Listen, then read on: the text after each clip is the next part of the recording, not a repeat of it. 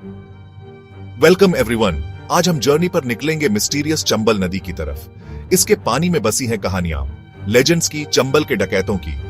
Imagine करो एक ऐसी जगह जहां सरसराते पत्ते सीक्रेट्स फुसफुसाते हो। ये था चंबल, एक किंगडम जो बना था एकदम वाइल्ड में। कई डेकेड्स तक ये इलाका टेरर का दूसरा नाम था। सिर्फ चंबल का नाम सुनकर ही बड़े बड़े बहादुरों के रोंगटे खड़े हो जाते थे। नदी खुद एक साइलेंट विटनेस, इसने कई एम्पायर्स बनते और बिगड़ते देखे हैं, लेकिन ये सबसे ज्यादा फेमस है अपने आउटलॉज के लिए, डाकुओं के लिए। उन्होंने ऊबड़ खाबड़ घाटियों पर रूल किया और बड़े बड़ों को चैलेंज किया। उनकी कहानियां फोल्कलोर, डर और हैरत का मिक्स है।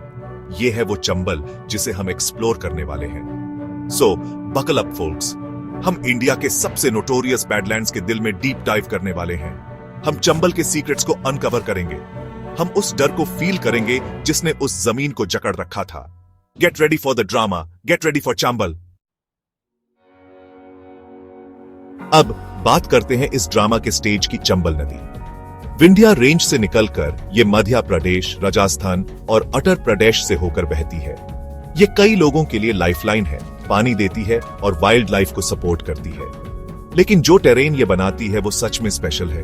कुख्यात चंबल के बीहड़, ये रैवीन्स या बीहड़ मिट्टी की चट्टानों और कंटीली झाड़ियों का मेज है। छिपने के लिए परफेक्ट है ना?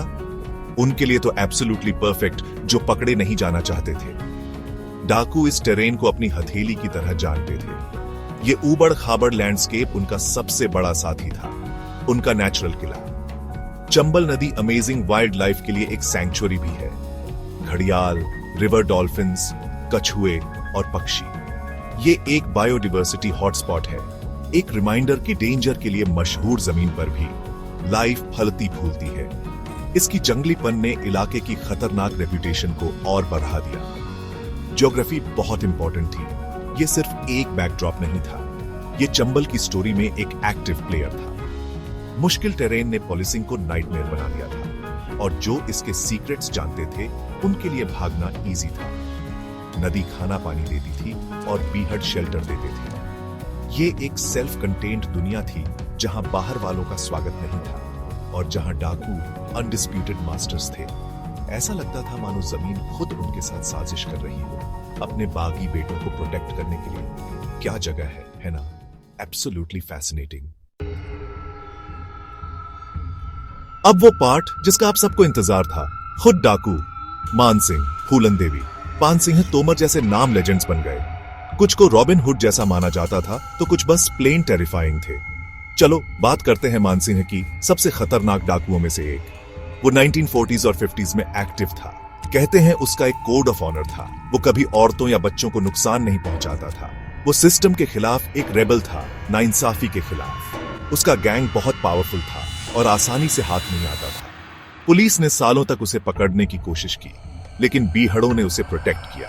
फिर थी फूलन देवी, द बैंडिट क्वीन। भयानक अत्याचारों की विक्टिम, वो बदला लेने और जिंदा रहने के लिए बीहड़ों में चली गई।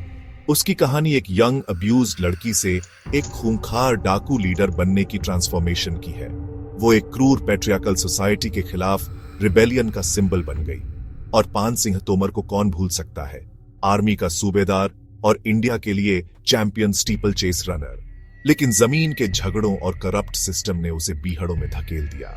वो डाकू बन गया, उन सोशल इश्यूज और इंसाफ की कमी को हाईलाइट करते हुए जिनसे डाकुओं की प्रॉब्लम बढ़ी।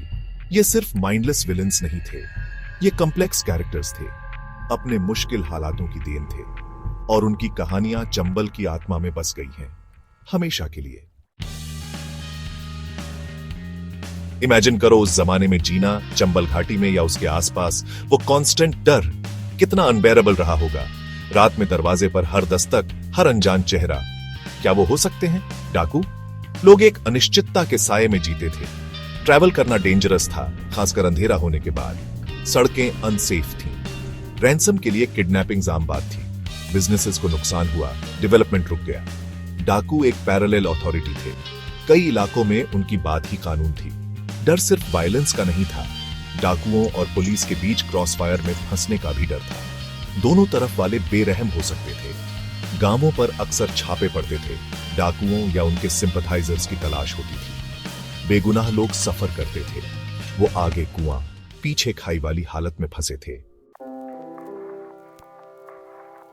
तो आज उस जमाने का क्या बचा है? चंबल के डाकू अब ज्यादातर खत्म हो चुके हैं। कई एनकाउंटर्स में मारे गए, कई ने सरेंडर कर दिया। नोटोरियस गैंग्स में से आखिरी 20वीं सदी के आखिर या 21वीं सदी की शुरुआत तक खत्म हो गए। घाटी में काफी हद तक पीस लौट आया है। डेवलपमेंट धीरे धीरे इन दूर दराज के इलाकों तक पहुंच रहा है। सड़कें बेहतर हो गई हैं, स्कूल्स खुल रहे हैं, लेकिन लेगेसी बहुत स्ट्रांग है। ये बीहड़ों की धूल में खुदी हुई है। ये लोगों की यादों में जिंदा है। चंबल के डाकुओं के किस्से फोल्कलोर बन चुके हैं। वो इंडिया के कल्चरल फैब्रिक का हिस्सा है। किताबें लिखी गई हैं, मूवीज बनी हैं, उन्हें सेंसेशनलाइज करते हुए, कभी रोमांटिसाइज करते हुए, पर उन्हें समझने की कोशिश भी करते हुए। चंबल का डाकू एक इंड्यूरिंग आर्केटाइप है, रिबेलियन का सिंबल, एक लॉलेस फ्रंटियर का। इंडिया की स्टोरी में एक सच में अनफॉरगेटेबल चैप्टर।